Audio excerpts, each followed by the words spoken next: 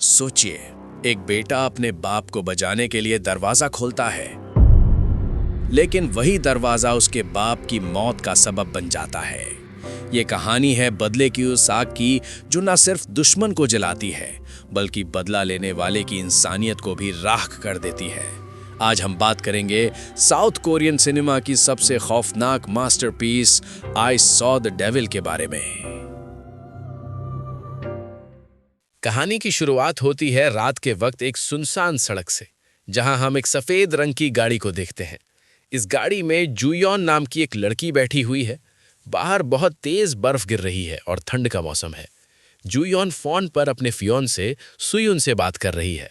सुयून एक secret agent है, पर अपने काम में काफी बिजी रहता है। जूयॉन उसे बताती है कि उसकी गाड़ी का टायर पंक्चर हो गया है और उसने टो ट्रक को कॉल किया है, लेकिन बर्फ की वजह से उन्हें आने में वक्त लगेगा।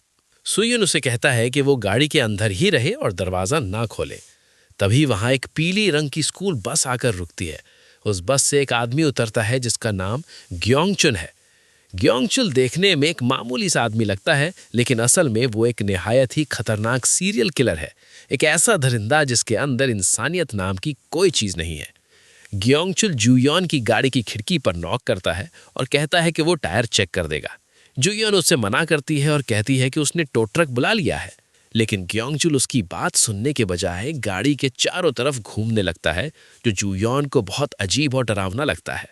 सुयून अभी भी फोन पर है और वो जूयॉन को समझाता है कि किसी पर भरोसा मत करना, लेकिन तभी ग्योंगचुल अपनी असलियत दिखाता है। वो एक भारी हथौड़ा निकालता है और पूरी ताकत से गाड़ी के शीशे को तोड़ देता है। जूयॉन की चीख निकलती है और फोन कट हो जाता है। ग्योंगचुल उसे बेहोश करके अपनी बस में डाल लेता है और वहां से ले जाता है। ग्योंगचुल उसे अपने सुनसान ठिकाने पर लेकर आता है, जो एक वर्कशॉप जैसा दिखता है। जब जूयॉन को होश आता है तो वो खुद को बंधा हुआ पाती है। ग्योंगचुल अपने औजार तैयार कर रहा होता है, जैसे वो किसी जानवर को काटने जा रहा हो। जूयॉन रोते हुए उससे भीख मांगती है। वो उसे बताती है कि वो प्रेग्नेंट है, उसके पेट में एक बच्चा है, इसलिए प्लीज उसे ना मारे। लेकिन ग्योंगचुल पर इन बातों का कोई असर नहीं होता। वो ठंडे दिमाग से कहता है कि उसे इस बात से कोई फर्क नहीं पड़ता। इसके बाद वो जूयॉन को बेरहमी से मार डालता है और उसके जिस्म के टुकड़े टुकड़े कर देता है। अगली सुबह पुलिस को नदी के किनारे एक प्लास्टिक बैग मिलता है, जिसमें जूयॉन का कटा हुआ सर होता है। ये सीन देखकर वहां मौजूद हर इंसान का दिल दहल जाता है। जूयॉन के पिता, जो खुद एक रिटायर्ड पुलिस ऑफिसर है, अपनी बेटी की ये हालत देखकर टूट जाते हैं। सुयून भी वहां पहुंचता है और अपनी होने वाली बीवी का ये हालत देखकर सुन्न पड़ जाता है। उसकी आंखों में आंसू नहीं, बल्कि एक ऐसी आग होती है जो सब कुछ जला देने के लिए तैयार थी। सुयॉन अपने आप से और जुयॉन की रूह से एक वादा करता है। वो कहता है कि जिसने भी ये किया है वो उसे ऐसी सजा देगा कि मौत भी उसके लिए कम पड़ जाएगी। वो वादा करता है कि वो उस जानवर को वो दर्द देगा जो मौत से 1000 गुना बल्कि 10,000 गुना ज्यादा तकलीफ दे होगा। सुयॉन पुलिस फोर्स से 2 हफ्ते की छुट्टी ले लेता है ताकि वो अपने तरीके से इस केस को सॉल्व कर सके। सुयॉन अपने कनेक्शंस का इस्तेमाल करता है और सस्पेक्ट्स की लिस्ट निकालता है। वो एक हाईटेक डिवाइस तैयार करता है, एक छोटा सा कैप्सूल जिसमें जीपीएस ट्रैकर और माइक्रोफोन लगा हुआ है। इसका प्लान ये है कि वो किलर को पकड़ेगा नहीं, बल्कि उसे पल पल का दर्द देगा। वो सस्पेक्ट्स को ढूंढना शुरू करता है और बहुत ही एग्रेसिव तरीके से पूछताछ करता है। फाइनली उसका शक ग्योंगचुल पर जाता है। सुयॉन ग्योंगचुल के घर पहुंचता है, लेकिन वहां उसे ग्योंगचुल नहीं मिलता। वहां उसे ग्योंगचुल का बेटा मिलता है, जो अपने बाप से नफरत करता है और उससे पैसे मांगने आया था। घर की तलाशी लेते वक्त सुयॉन को ग्यूयॉन की अंगूठी यानी कि रिंग और कुछ और सबूत मिलते हैं, जो कंफर्म कर देते हैं कि ग्योंगचुल ही वो कातिल है। अब सुयॉन शिकार पर निकल पड़ता है।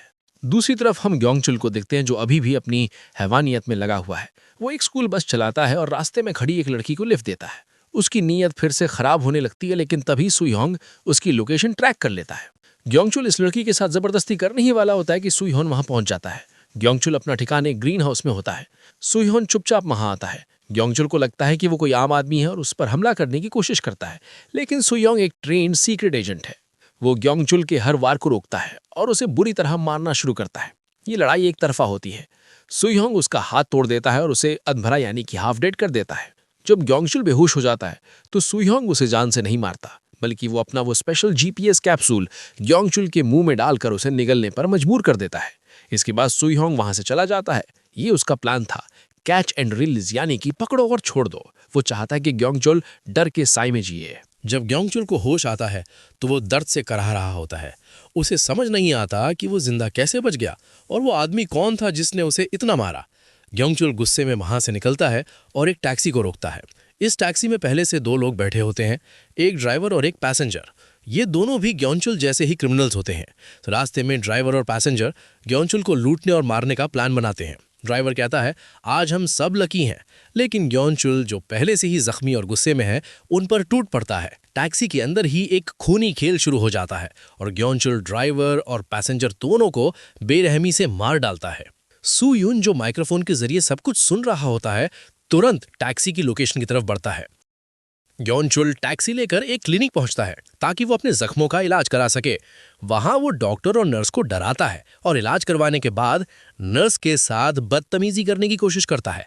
वो नर्स को कपड़े उतारने के लिए मजबूर करता है, लेकिन इससे पहले कि वो कुछ कर पाता, सू यून वहां पहुंच जाता है। सू यून दोबारा ग्योंगचुल को पकड़ता है। इस बार वो ग्योंगचुल के पैर एक्लीज टेंडन को काट देता है ताकि वो भाग ना सके।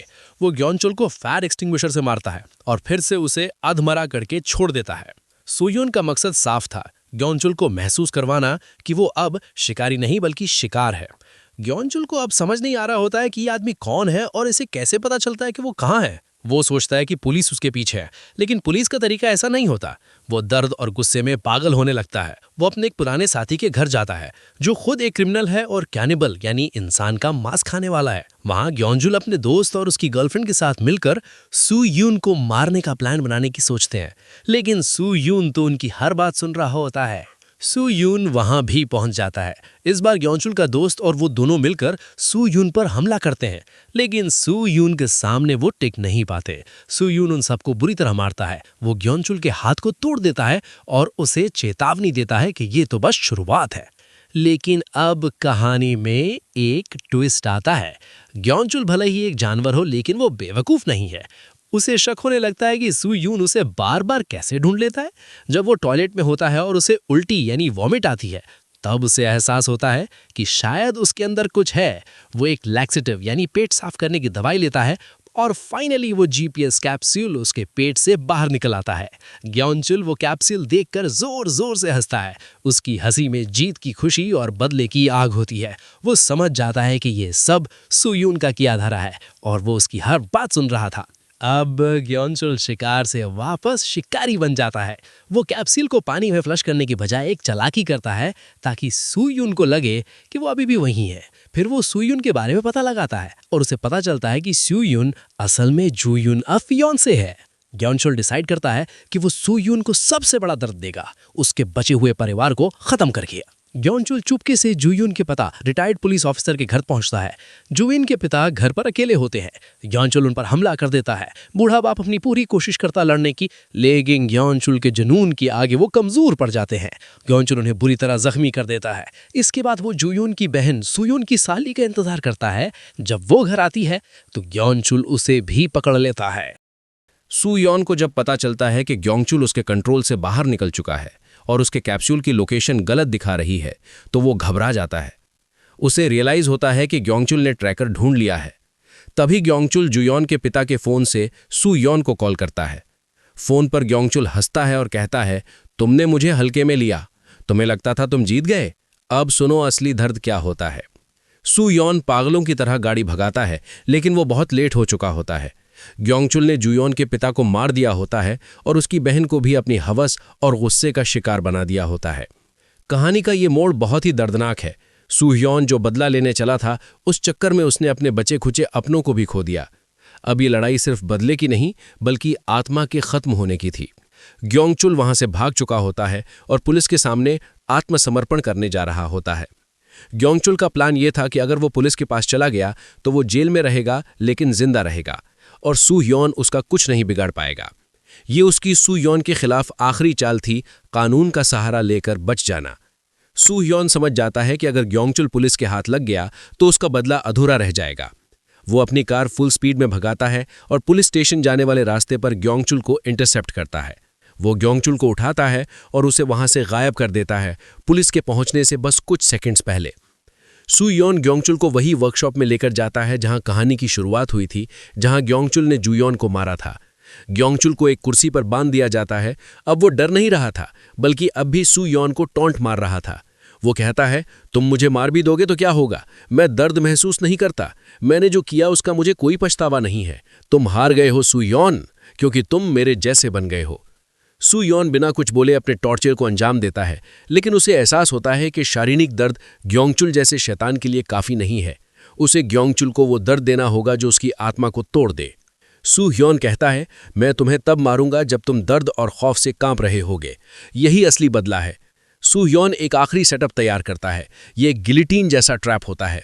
वो ग्योंगचुल को बांध देता है और उसके गले के ऊपर एक भारी धारदार ब्लेड लगा देता है। इस ब्लेड का कनेक्शन एक रस्सी से होता है और वो रस्सी दरवाजे से बंधी होती है। मैकेनिज्म ऐसा था कि जैसे ही कोई बाहर से दरवाजा खोलेगा, रस्सी खिंच जाएगी और ब्लेड नीचे गिरकर ग्योंगचुल का सर धड़ से अलग कर देगा। सू ह्योन ग्योंगचुल के मुंह में एक बॉल ठूस देता है ताकि वो बोल ना सके, बस चीख सके। इसके बाद सू ह्योन वहां से निकल जाता है।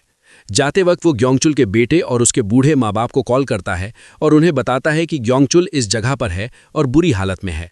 ग्योंगचुल अब अकेला है, अंधेरे कमरे में। उसकी आंखें डर से फटी हुई हैं। उसे पता है कि क्या होने वाला है। वो रस्सी को देख रहा है जो दरवाजे से जुड़ी है। तभी उसे बाहर गाड़ी रुकने की आवाज आती है। ये उसके अपने माँ बाप और उसका बेटा है जो उसे ढूंढने आए हैं। ग्योंगचुल चीखने की कोशिश करता है, मना करने की कोशिश करता है, लेकिन उसके मुंह बंद होने की वजह से वो कुछ बोल नहीं पाता। वो बस की आवाज निकाल पाता है। बाहर उसका बेटा और माँ बाप दरवाजे पर आते हैं। बेटा आवाज लगाता है, पापा पापा, आप अंदर हैं? ग्योंगचुल अंदर पसीने से लथपथ है। वो प्रार्थना कर रहा होता है कि दरवाजा ना खुले, लेकिन उन्हें लगता है कि ग्योंगचुल मुसीबत में है। ग्योंगचुल का बेटा हैंडल घुमाता है। जैसे ही बेटा दरवाजा खोलता है, रस्सी खिंचती है, ब्लेड तेजी से नीचे गिरता है। एक ही झटके में ग्योंगचुल का सर कट जाता है और लुढ़क कर सीधा उसके बेटे और माँ बाप के कदमों में जा गिरता है। खून के छींटे पूरे परिवार पर पड़ते हैं। ग्योंगचुल का बेटा और माँ बाप ये खौफनाक मंजर देखकर चीखने लगते हैं। उनकी चीखें सुनसान इलाके में गूंज उठती हैं। ग्योंगचुल को वही मौत मिली जो उसने दूसरों को दी थी, लेकिन उसके परिवार के हाथों से। कैमरा शिफ्ट होता है सू यॉन पर। वो वर्कशॉप से दूर जा चुका है और सड़क किनारे चलता जा रहा है। वो अपने हेडफोन्स लगाए हुए है और उसमें से ग्योंगचुल के परिवार की चीखें सुन रहा होता है, क्योंकि उसने वहां भी माइक लगाया था। जैसे ही वो चीखें सुनता है, उसे पता चल जाता है कि काम हो गया, ग्योंगचुल मर चुका है। लेकिन क्या सू यॉन खुश है? नहीं। वो सड़क के बीच में रुक जाता है और रोने लगता है। ये खुशी के आंसू नहीं है, ये एक खोखलापन, एक एम्प्टीनेस है। बदला पूरा हो गया, लेकिन इस बदले ने उससे सब कुछ छीन लिया। उसकी बीवी, उसका सुकून, उसकी इंसानियत। वो जोर जोर से रोता है, बिल्कुल एक बच्चे की तरह, और फिर अंधेरे में चलता जाता है। इसी के साथ आई सॉ द डेविल की ये दर्दनाक और खौफनाक कहानी खत्म हो जाती है।